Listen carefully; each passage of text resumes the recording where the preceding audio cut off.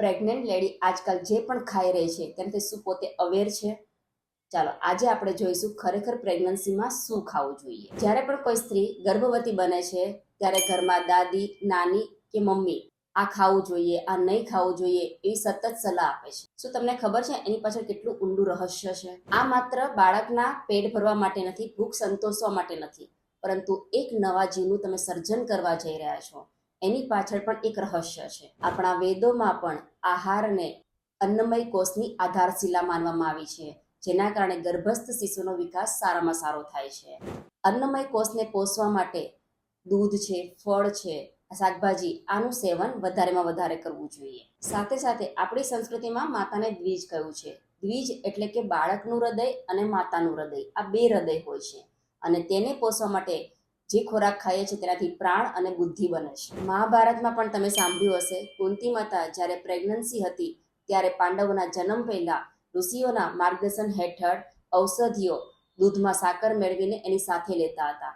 તેના કારણે શરીર અને મન ઘડાતા હતા. આયુર્વેદ શાસ્ત્ર મુજબ ગર્ભાવસ્થા દરમિયાન મુખ્ય 3 બાબતો સંતુલિત હોવી જરૂરી છે: વાત, પિત્ત અને કફ. જ્યારે વાયુ દોષ જ્યારે ચલાયમાન થાય છે ત્યારે પ્રેગ્નન્સીમાં માતાને સ્ટ્રેસ વધે છે અને ઊંઘ પણ ઓછી થાય છે. આને વાયુને બેલેન્સ કરવા માટે ઘી અને ગરમ દૂધ અથવા તો ગરમ સૂપનો ઉપયોગ કરવો જોઈએ.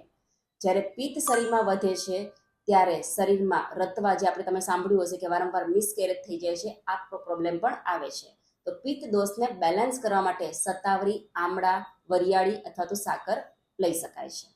અને કફ દોષ કે જે તમે વધારે મેંદાવાળી વસ્તુ કે ચીકણી પદાર્થ વધારે લો છો ત્યારે એ વધે છે અને આના કારણે સુસ્તીનો અનુભવ થાય છે અને આળસનો પણ અનુભવ થાય છે. આ દોષને બેલેન્સ કરવા માટે શેકેલા ચણા અથવા તો દાળિયા તમારા ડાયટમાં એને ઇન્ક્લુડ કરી શકો છો.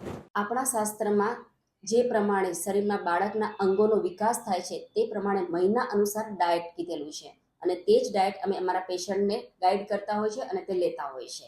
જેમ કે પહેલા 3 મહિના એટલે કે શરૂઆતમાં ઉલટી અને ઉબકા વધારે થાય છે ત્યારે તમારે લિક્વિડ ડાયટ લેવાનો છે. દાડમ છે, ફાલસા, આમળાનું શરબત લઈ શકો છો.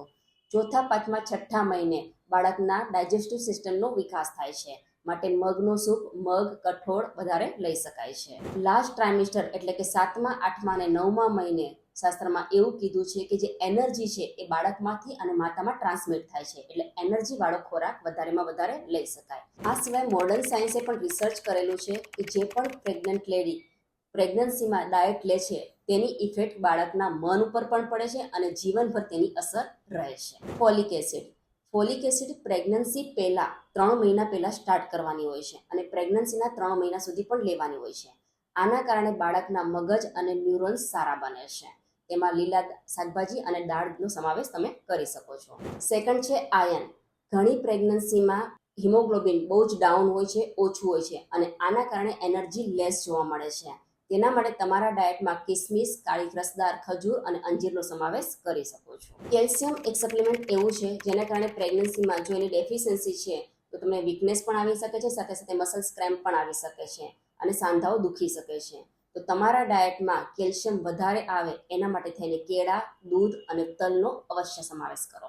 ઓમેગા 3 જે મગજની સ્મૃતિ અને દ્રષ્ટિ માટે ખાસ જરૂરી છે, જે આપણા ડાયટમાં આઈડિયલી લેતા નથી હોતા, પરંતુ ડેઇલી પ્રેગ્નન્સીમાં અખરોટ અથવા તો ફ્લેક્સીડ એનો સમાવેશ તમે કરી શકો છો. આપણી સાંસ્કૃતિક પરંપરા પ્રમાણે જ્યારે પણ પ્રેગ્નન્સી કન્સીવ થાય છે ત્યારે ઘરમાં વડીલ એવું કહે છે કે વધારે જમવું જોઈએ, પણ આયુર્વેદ શાસ્ત્ર એવું કહે છે વધારે જમવાના બદલે 3 ટાઈમ પ્રોપર તમારું ન્યુટ્રિશન ફૂડ લો છો, તમારું પ્રોપર ડાયજેશન પણ સારી રીતે થાય છે.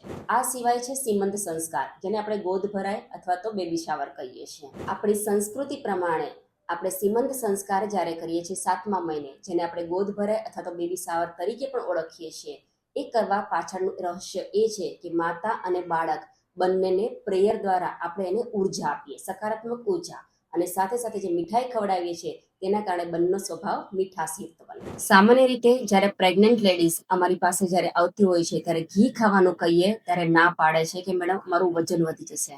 અને શાસ્ત્ર પ્રમાણે ઘી એક બેસ્ટ ઔષધ છે અને ઘી પ્રેગ્નન્સીમાં 8-8 ચમચીથી લઈને 10-10 ચમચી પણ ખાવું જોઈએ, આવું વિધાન છે. તેના કારણે તમારા બાળકનું અને તમારા બંનેનું બોડી બેલેન્સ રહેશે અને સાથે સાથે અંગો પણ સારા વિકાસ પામશે. હવે આ જ ડાયટને આપણે પ્રેક્ટિકલી ડેઈલીમાં કઈ રીતે શેડ્યુલ કરી શકીએ એ જોઈએ. સવારે ઉઠીને તમારે નળના કોઠે થોડું હુંફાળું ગરમ પાણી અંદર ગાયનું ઘી એડ કરીને લઈ શકો છો.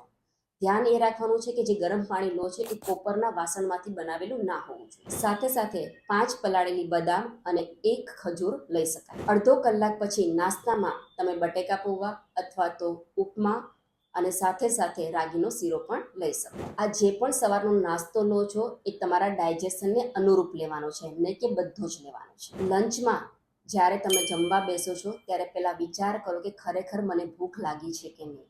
જો ખરેખર ભૂખ લાગી છે તો જમવું. સાથે સાથે જમવામાં શાક, રોટલી, સલાડ અને છાશ લેવાનું છે. પણ છાશ લેતી વખતે ધ્યાન એ રાખવાનું છે કે છાશની અંદર તમારે શેકેલા જીરાનો પાવડર એડ કરવાનો છે. સલાડ લો છો ત્યારે સલાડને કાચા ખાવાના બદલે એને ઘીમાં સોટે કરીને લેવાના છે અને શાકભાજીમાં ગ્રીન વેજીટેબલ્સનો મેક્સિમમ ઉપયોગ કરો. ઇવનિંગ સ્નેકમાં ખાસ કરીને ચેવડો, મમરા, જંક ફૂડ લેવાના બદલે ફ્રૂટ્સ લેવાનું રાખો અને એમાં આ 3 ફ્રૂટ્સને ખાસ એવોઇડ કરો: પપૈયું, અનાનસ અને તરબૂચ. પપૈયું શરૂઆતના મહિનામાં ગરમ પડી શકે છે અને તરબૂચ અને શક્કરટેટીથી એ પાણીનો ભાગ વધારે હોવાથી એ પેટ ભરાઈ જાય છે અને જે ન્યુટ્રિશન આપણે લેવાનું છે એ નથી લઈ શકતા, માટે આ 3 ફૂડને એવોઇડ કરવાના છે. પ્રેગ્નન્સીમાં ડિનર તમારું જેટલું બને એટલું જલ્દી લેવાનો ટ્રાય કરો, કારણ કે ડાયજેશન પ્રોપર માત્રામાં થાય. માટે હળવો ખોરાક લેવાનો છે. ખીચડી, સૂપ આ લઈ શકો છો. રાત્રે સૂતી વખતે દૂધ અને 5 પલાળેલા કાજુ અવશ્ય લો, જેના કારણે તમારી ઊંઘ પણ સારી આવશે. અગેન, ડાયટ લેતી વખતે ખાસ ધ્યાન એ રાખવાનું છે કે ખરેખર તમારી પ્રકૃતિને અનુકૂળ છે કે નહીં એ ચેક કરીને લેવાનું છે કે સજેશન કર્યું છે એટલે બધું જ મારે પ્રોપર લેવું છે, આવી ભૂલ ક્યારેય ના કરો. પ્રેગ્નન્સીમાં શું નહીં ખાવું? ચા અને કોફી વધારે પડતી જો લેવાતી હોય તો નહીં લો. સાથે સાથે પપૈયું, અનાનસ અને તરબૂચ જે આગળ પણ કીધેલું છે એને પણ એવોઇડ કરો.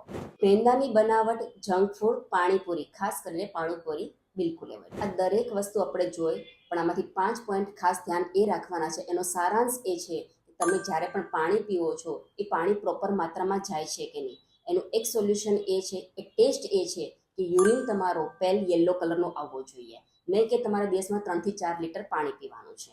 આ ખાસ ધ્યાનમાં રાખો. દૂધ જ્યારે પીવો છો ત્યારે નોર્મલ ટેમ્પરેચરમાં દૂધ લેવાનું છે. અને થર્ડ, તમારી જ્યારે ડીશ એટલે કે લંચ હોય, ડિનર હોય કે બ્રેકફાસ્ટ હોય, તમારી ડીશની અંદર એ લીલા શાકભાજી અને ફ્રૂટ એમાં 4 કલરનો સમાવેશ થયેલો હોવો જોઈએ અને ઘી પ્રોપર માત્રામાં લેવાનું છે. અને મેઇન ઇમ્પોર્ટન્ટ વાત, જ્યારે પણ ખોરાક લો છો ત્યારે તમારું મન પ્રસન્ન અને એકદમ ધીરજવાળું હોવું જોઈએ. સાથે સાથે એ ડીશની અંદર તમારે પ્રેમ સાથે પ્રાર્થના પણ ઉમેરેલી છે. આ આખી વાતનો સારાંશ એ છે કે ગર્ભાવસ્થામાં માત્ર પેટ ભરવા માટે નથી જમવાનું, પરંતુ બાળકનું શરીર અને મન ઘડાઈ રહ્યું છે એ વિચારી તમારી પ્રકૃતિને ધ્યાનમાં રાખી અને તમારા ડાયજેશનને પ્રોપર ધ્યાનમાં રાખી અને પ્રેમથી જમવાનું છે. આપણે જે પણ ખોરાક ખાઈએ છીએ ને એ ડાયટનો મન પર અતિ પ્રભાવ પડે છે. એ ગર્ભ સંસ્કાર ઉત્સવમાં ડિટેલમાં સમજાવવાના છીએ. શું તમે ગર્ભ સંસ્કાર ઉત્સવમાં રજીસ્ટ્રેશન કરાવ્યું?